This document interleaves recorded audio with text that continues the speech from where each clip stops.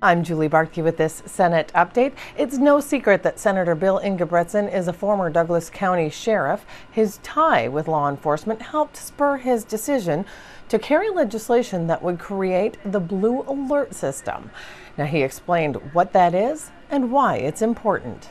Let's begin with the Blue Alert system. It's in place in 20 other states. Many others are hearing the proposal this year as well.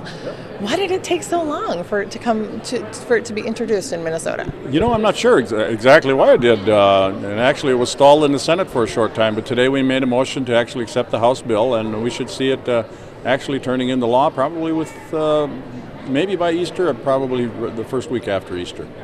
What exactly would this proposal do? Okay, what this will do is any law enforcement officer that's either killed in the line of duty, if you have a suspect, if you have a good suspect, that information will be put out over the airwaves through the same as the child alert system, and we'll have an additional 4 to possibly 5 million eyes looking for that suspected cop killer in the state of Minnesota. So we think it's a great thing. It's also a very important public safety issue because these people are very desperate.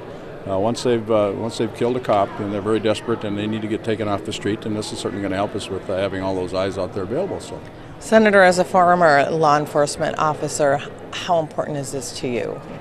Give a personal connection. You know, certainly. I lost my partner some years ago. That turned out to be a little different situation, but.